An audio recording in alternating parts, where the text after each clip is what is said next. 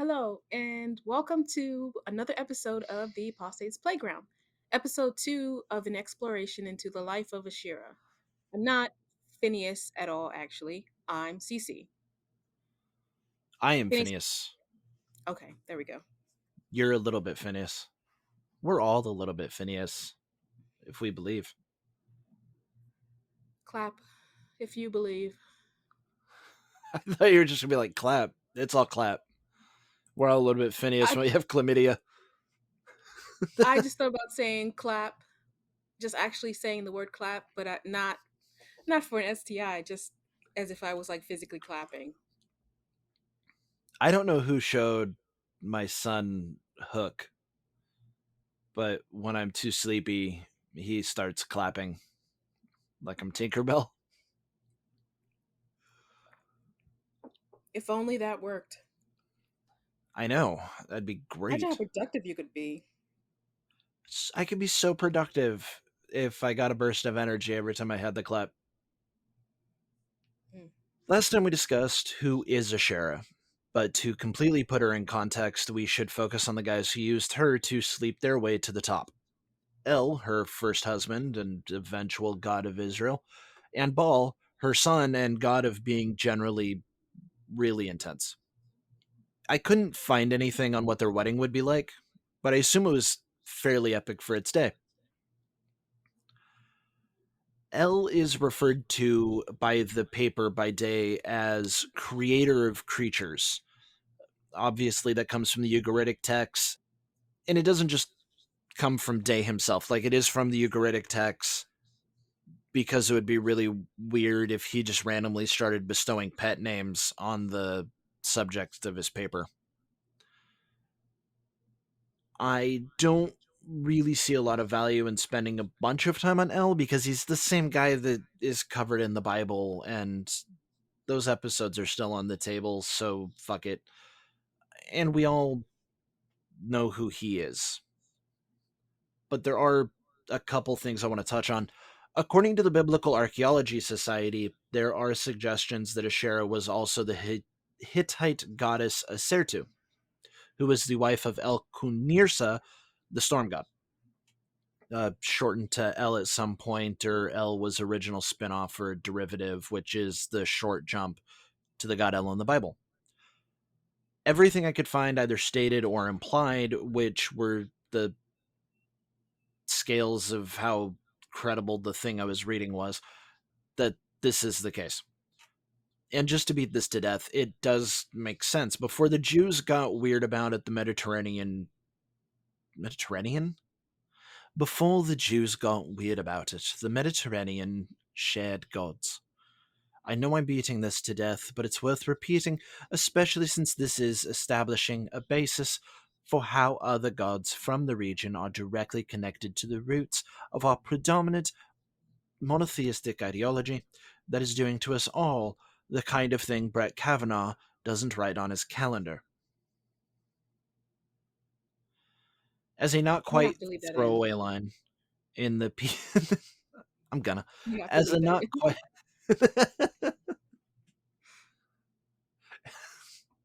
as a not quite throwaway line by the Biblical Archaeology Society that really needs more explanation. We find that when Asherah and El have sex, they produce dawn and dusk in the Ras Shamra texts from the Syrian coast, where she's portrayed as Athrat, the sun goddess. So when the sky god and the sun goddess fuck, the sky gets all crazy and changes somehow. I'm not mad at this. Her aspect is either the sun goddess or the sea goddess. This makes sense to me, and also it's pretty great. Sun goes down, sun comes up. It's voyeuristic. It is very Feels so voyeuristic. voyeuristic. Guy shouldn't be part of this. That's part of a lot of this. I mean, Remember, I shouldn't be able to look like up and see or think about it. Like I don't want to be in your life like that. Like this just feels like it makes me feel really inappropriate. Sky Mommy, No, I'm gonna do waifu face. no. I mean, I don't care if you do waifu face. I can't see you. Oh yeah, you're not looking at the camera. Ah, Nope. I might make that the episode art. I had one done up. I might just make the episode art me going, and I'm still not looking. I wouldn't. I'm not cute like that. And my shirt's unbuttoned, so it's all chest hair. Like I look like a whore. I mean, if it brings them money, Yeah, but it's not though. it could. Is I mean, was the idea because you haven't tried it, so it could. You never I haven't. know. No, that's fair. I've thought about starting an OnlyFans for the show. Just advertise with softcore porn.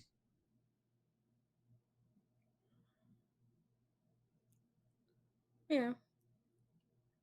Speaking of people fucking to be popular, let's get back to the episode. Not not actually mad about the dawn dusk fuck parties, because the sun goes down, sun comes up, different kinds of sky coitus. Fine. A big ball of fire in the sky goes into and out of the water. Fine. I mean, well, not fine. Kind of weird, but fine. So, like, I don't want to. I just don't want to fall into the trap of like they don't know where the sun goes at night. Because they did. It makes perfect sense. A round world heliocentric model was first introduced in 270 BCE. I think it's safe to say that a lot of the mechanics was a mystery to them, but like they figured out it was one ball going around another ball.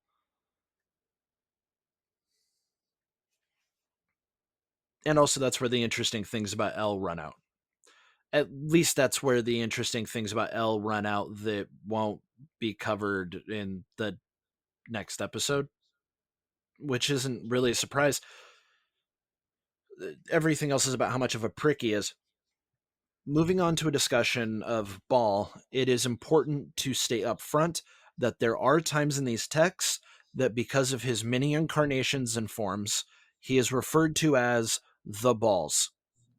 And if it Wow. happens here, due to the serious risk of side talk on this podcast, because we go off script a lot, there is a real issue that we will get distracted, or I will chortle, or perhaps I will giggle. So the word ball, like the word L, means Lord. According to the Oxford Companion to World Mythology, in the mythological family tree, he is related to Thor, Hadad, Adad, and Yahweh as siblings.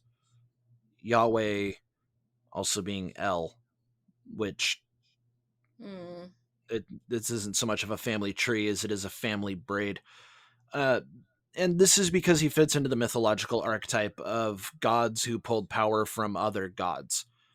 So it stands to reason that they didn't touch on Zeus pulling power from Kronos but killing him, or Kronos pulling power from Uranus by castrating him. Also, I don't know who Yahweh pulled power from, and Thor didn't pull power from another god that I'm aware of, unless Baal is related to all of the Asir because of their fighting with the Vanir. And that's a different episode, as is the family tree of mythological figures. But it's interesting to think about, and maybe a Proto-Indo-European thing in the future. There's too many goddamn topics to cover, and we don't. I'm not good enough at producing content to do this fast enough to get it all. But I have some questions. Baal was also known to be directly assimilated into gods that he shared characteristics with, such as Baal Carmelos, patron god of forwards. I hate I had to be here for that. Because it's basketball. It's basketball It's Carmelos. terrible. I know. I know. That's amazing. That's You get one sports joke per 100 episodes. That was this one. That's not true. I've done other sports jokes. That was the worst one.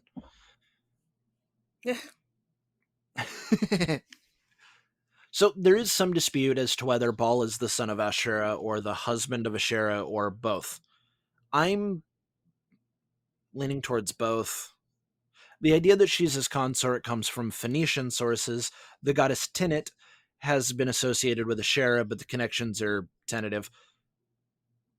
This wouldn't be an unusual relationship, though. Incest, in a lot of ways, is just part of life when you're a god. Ugh. Ah, Yeah. It doesn't have to be though. Like it doesn't have to be. it doesn't have to be. They're gods. No. Ugh. God fights are also part of being a god when you're a god. And Baal had a few, but the most relevant to his relationship with Asherah is the fact that there is a hypothesis that when Baal usurped El's position in the pantheon, thus earning his association with gods who commit patricide or sedition, he took El's consort. The Biblical Archaeology Society says that this would make the relationship very Oedipal. Like I said, holy incest isn't particularly unusual. Yeah, and thinking So, about it, it's not it shouldn't even be that surprising. I mean, how many monarchies did we have and still have that keep it in the family? Quote, end quote. oh yeah, definitely. So that's an important god fight. There's also he killed Death, who is represented as the god Mot, which, according to the Encyclopedia Britannica and basically nowhere else, was a favorite god of El. And also, I am aware of Mot as the Egyptian god of death who weighs your heart against a feather when you die to find out if you go to the good dead place or the bad dead place or how bad of a dead place you go to. Um, so the internal narrative in my head is that it was an assassination of a high-ranking member of El's monarchy because all of this becomes Assassin's Creed if it goes on long enough.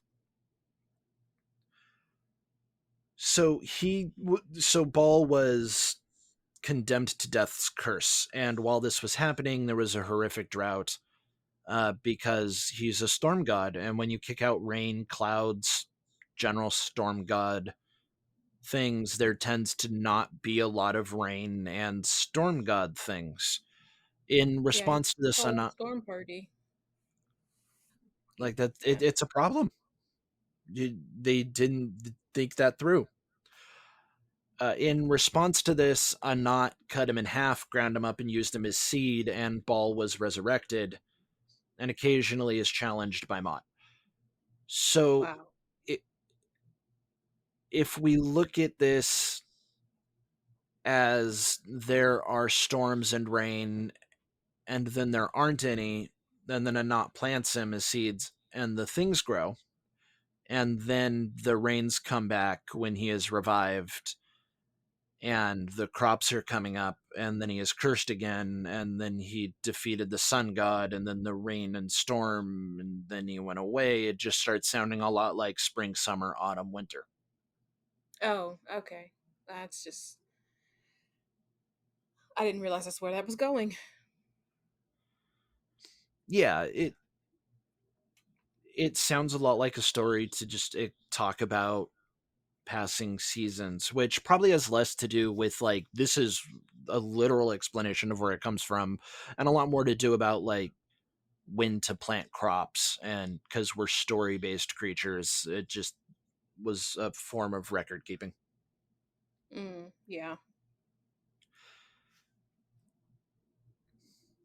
So, for the sake of time, we're going to move straight into Asherah interacting with the various gods in her life. The takeaway to take into that is Ball and El have a big fight going on. They're one of El is a guy scorned by his ex, leaving him for a younger, stormier guy who was potentially her son, and pissed him off in a big, big way. And that's going to be the context for some Bible verses that the evangelists who wrote the Evidence Bible, Comfort et al., seem to miss, but that the actual scholars and academics who wrote the Oxford Annotated Bible, which is the other one I work out of, spend a lot of time considering.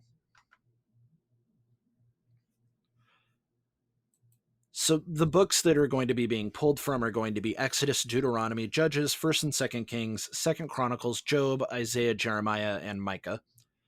There is not a satisfying conclusion to this story, but that's because it, I don't know, hasn't ended.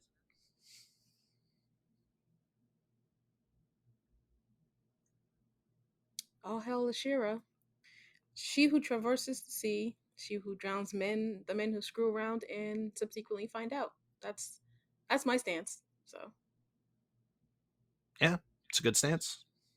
So, in this episode, we're going to talk about how her ex husband decided to try and keep their friends and family in the divorce and how that went.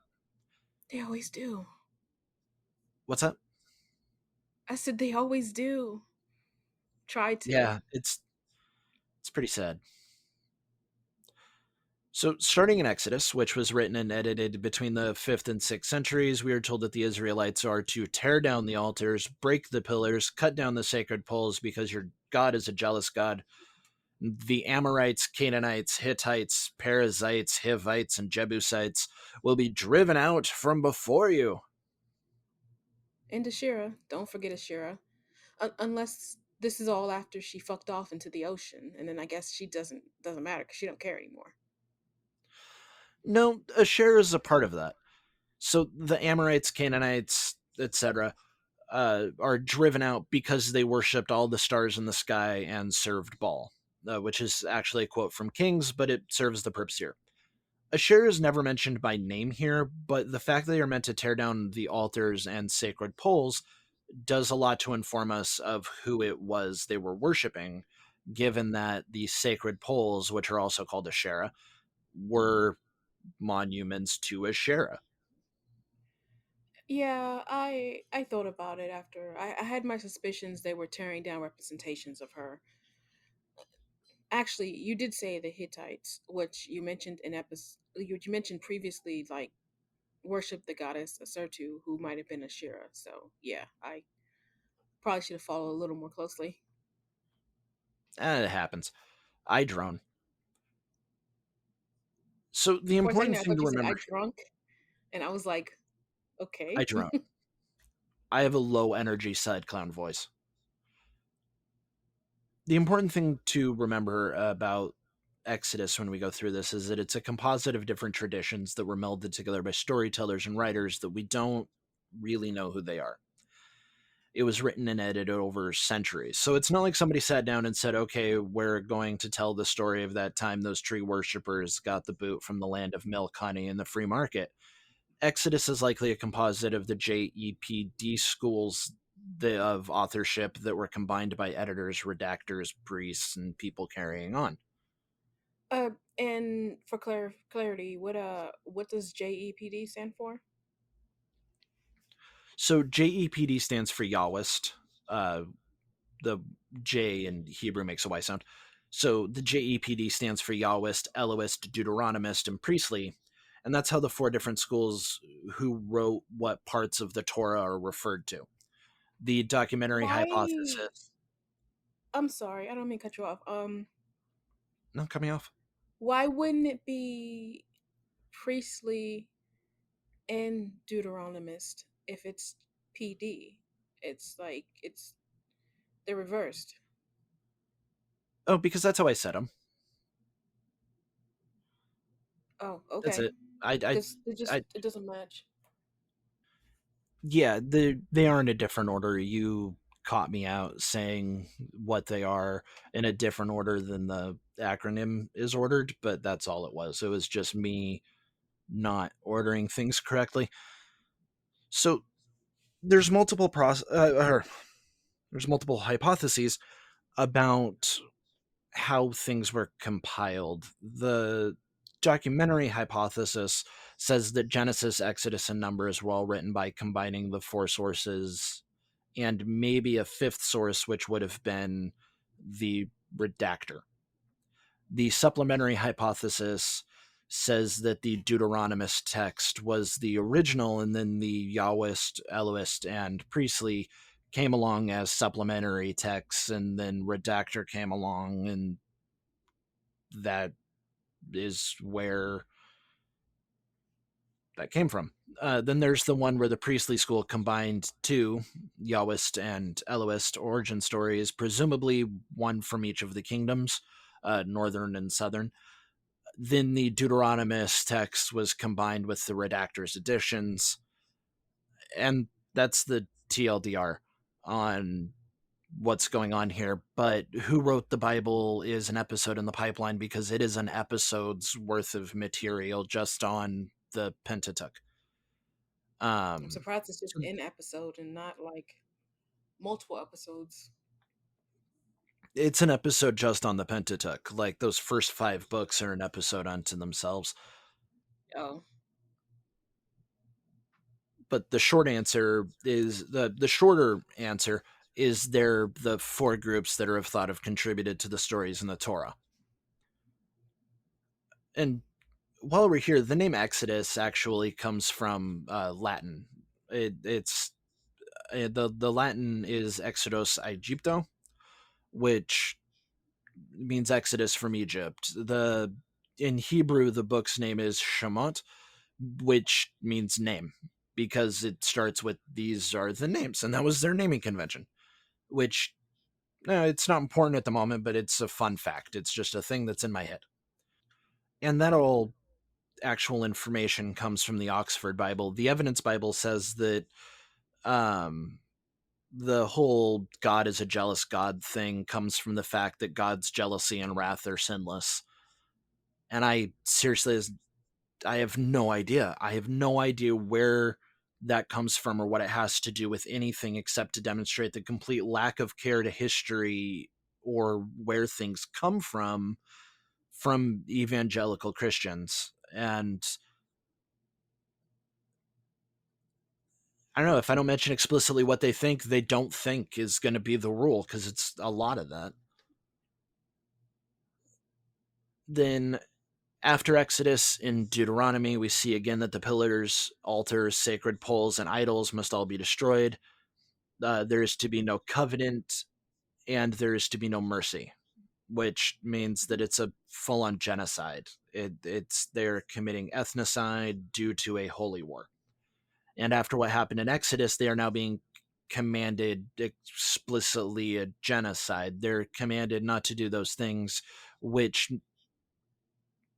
makes sense that given the ethnocide thing, that they're being ordered not to use those altars, use those pillars, those sacred poles, those idols. They also have a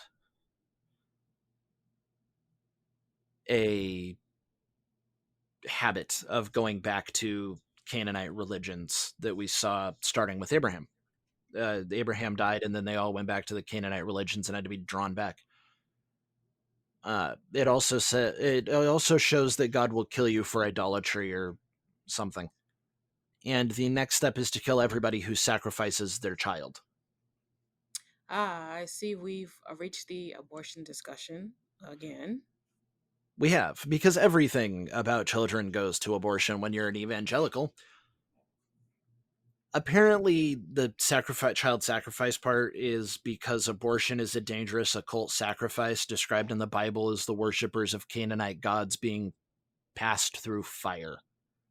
Is that just a nicer way of saying you burned them at the stake? I don't. No, but it is saying that you do a burned sacrifice of children. Ugh.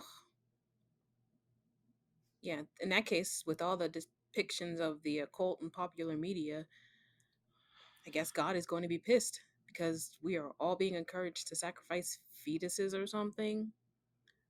I mean, but then also God hates the sinner and not the sin. But apparently, according to Ray, God's Ray's God also hates us, so I don't know. Yeah, it's really twisted. And my favorite part of that is how it makes no goddamn sense. It's don't sacrifice babies to Baal. Oh, oh, I knew. Because abortion is child sacrifice to the devil. I'm Ray Comfort. Wow, that's an awful voice. I don't know He if it's has his an awful voice, but voice. it's an awful voice. Actually, full disclosure, it's Eli Bosnick's Ray Comfort voice. I can't get close to Ray Comfort's actual voice because I can't get my head that far at my ass. Yeah, don't even. I wouldn't recommend trying because it sounds like once you get it up there, you can't come back. Can't come back from it.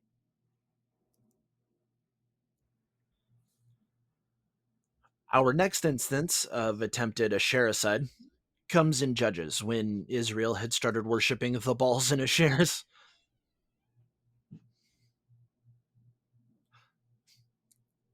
You made it so far. I did. It's just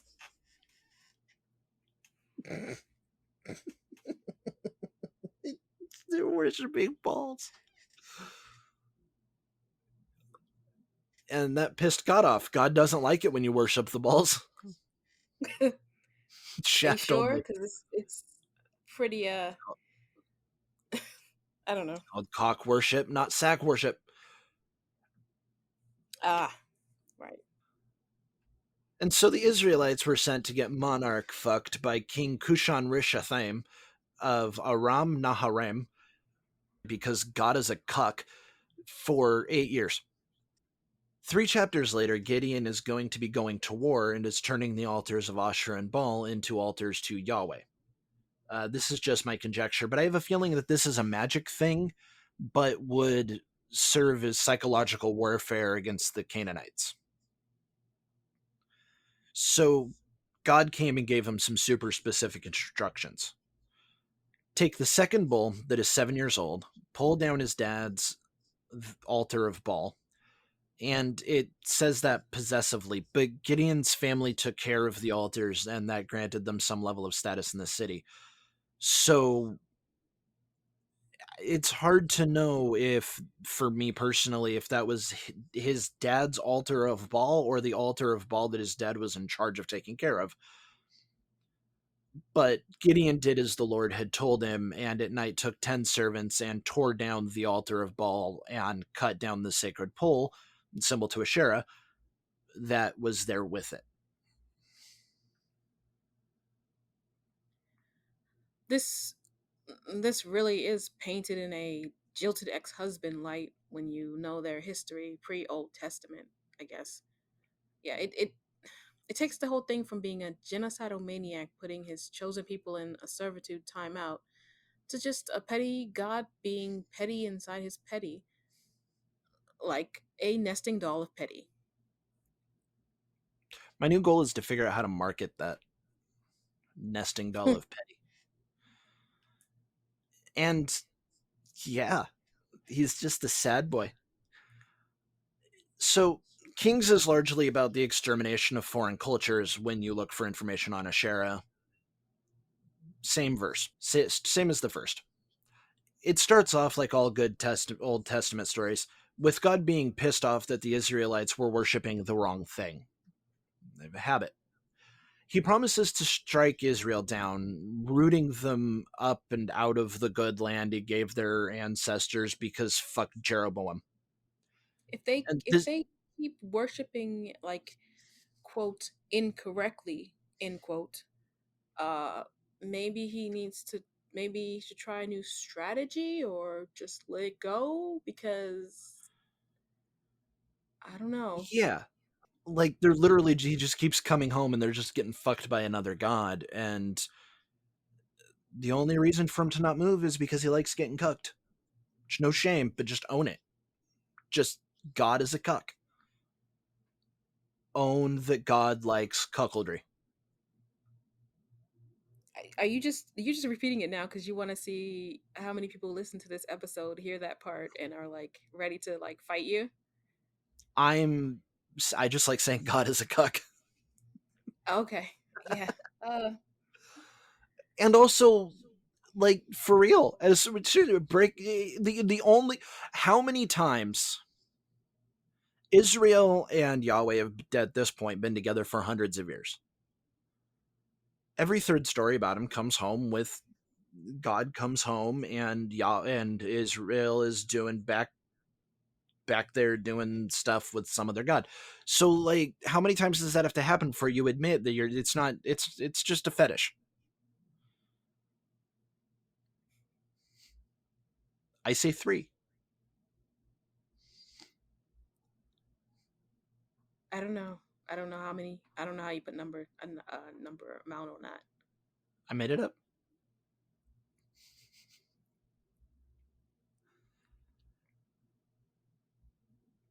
So the Jeroboam instance is meant to predict the fall of the northern kingdom.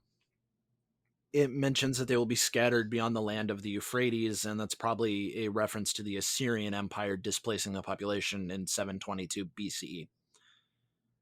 It's probably a case of a historical document with supernatural flavor. This is also part of the time where the kingdoms would have been coming together. In the Evangelist Bible, the Evidence Bible, there's just given a Charles Spurgeon quote that fucking jerk off gesture. It's not.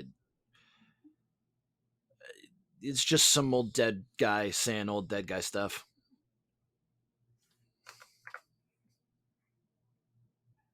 Then following that, because Judah had done what was evil, everybody had to get fucked.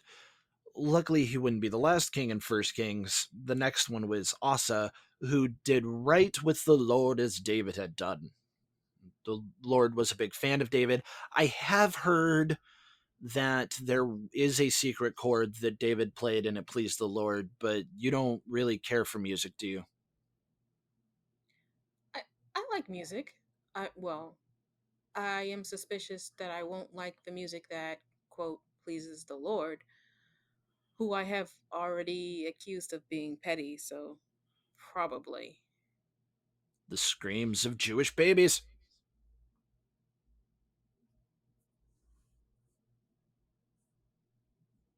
So there's a lot of other instances of this exact pattern playing out. Just gonna skip over it.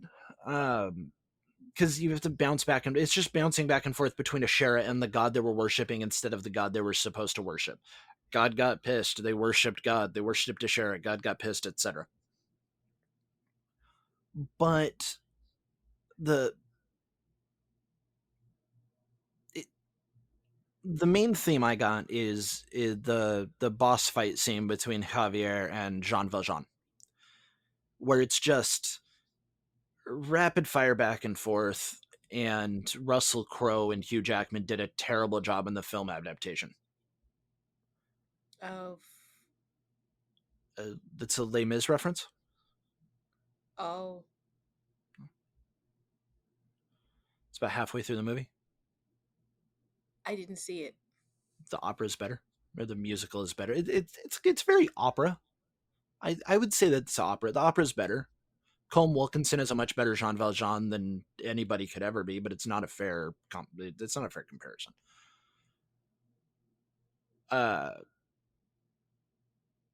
and there is at the end of this because there is a new character in the show canon, and it is Asherah, and there's a bit of poetry at the end that I like. Uh, in that day, the Lord, with his severe sword, great and strong, will punish Leviathan, the fleeing serpent, Leviathan, that twisted serpent, and he will slay that reptile that is in the sea. In that day, sing to her a vineyard of red wine. And then, later, who would set briars and thorns against me in battle? I would go through them, I would burn them together. Has he struck Israel as he struck those who struck him? Or has he been slain according to the slaughter of those that were slain by him? When he makes all the stones of the altar like chalk stones, that are beaten to dust. Wooden images and incense altars shall not stand. There's a lot to unpack from those lines, and none of the messages in them were subtle. It wasn't. And to be fair to him, everything else I'm about to say, I made up. We're at the end of the factual information part. It'll probably have a better plot, though, even if it's made up. Hopefully.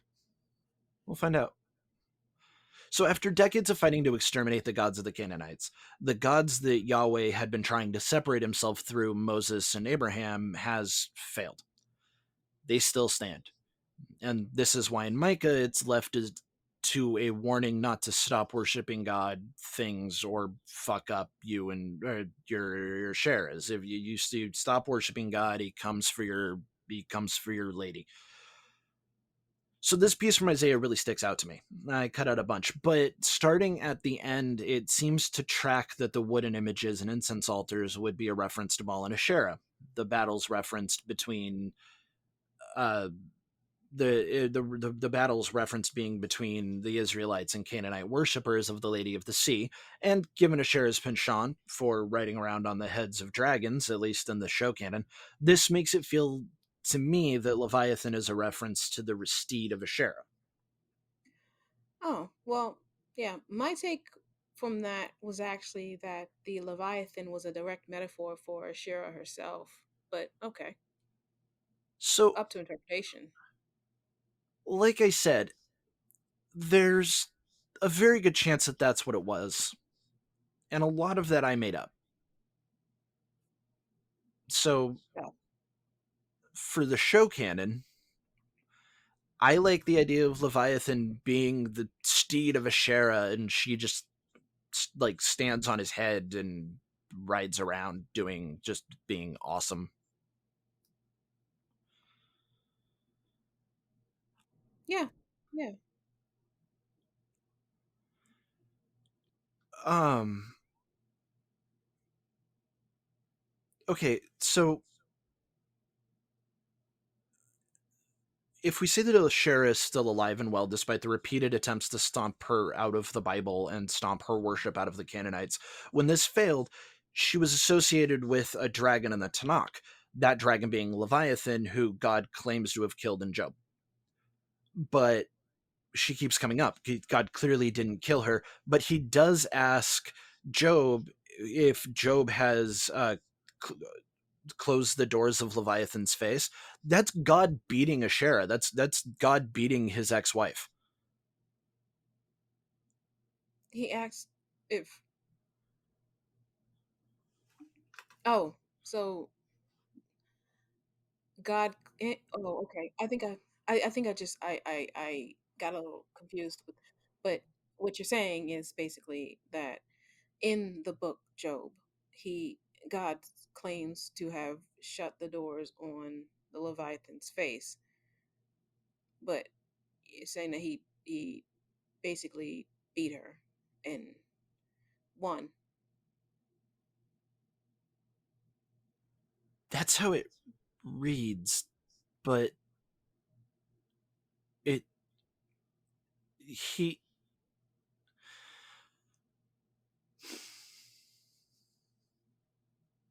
so according to the Cambridge Bible for schools and colleges, who can open the doors of Leviathan's face? Leviathan is referred to as a man. I don't care. Everything is man, and it's gross because patriarchy. Yeah, Or who hath opened the doors to his face is an expression for his mouth, which has something artificial and forced in it. The jaws of the crocodile are very extended, the two rows of long pointed teeth, etc. I don't think that's what it's saying, though. I think that that's a sexual assault metaphor. And I can't back it up, but oh, I'm just going to go ahead and say that that's a metaphor for that time that God sexually assaulted his wife. Because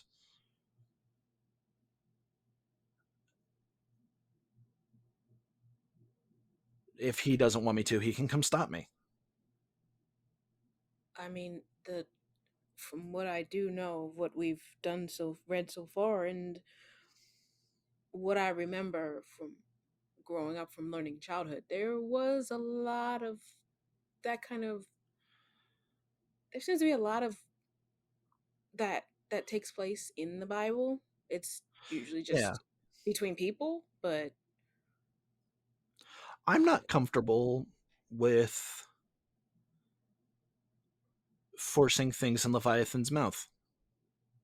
no, no. Even if Leviathan was just a sea monster, I'm not comfortable. Why are you shoving artificial things in his mouth? We don't even do that to like they're talking about crocodile. We don't do that to crocodiles. We strap their mouths shut because we don't want to get bit. Which I guess is the point. Like if we remove it from the now super upset setting uh headcanon.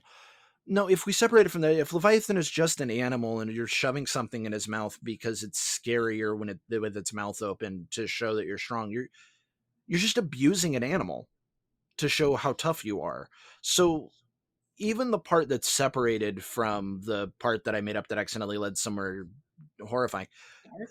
it's still just a story about animal abuse. No, yeah. And that's why Asherah is going to be a woman who rides around on the head of a dragon defining the earth from Western values, because that concept is patriarchal fascist propaganda. So she'll fight against it. Works for me. That'll get updated with time, but for now, she's on our pantheon of imaginary friends. That's good. We needed some female representation on the imaginary friends pantheon. That's right. I still don't know how outros work, so she's Sheikah Shaman, I'm Existential Panda, the show is apostasy powered, the website is the Apostate's Playground, the Patreon is patreon.com/apostasy.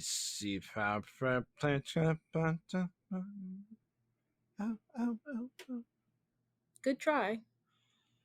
Patreon.com/apostate's Playground. And I don't know. The email is powered by apostasy@gmail.com. I'm bad at goodbyes.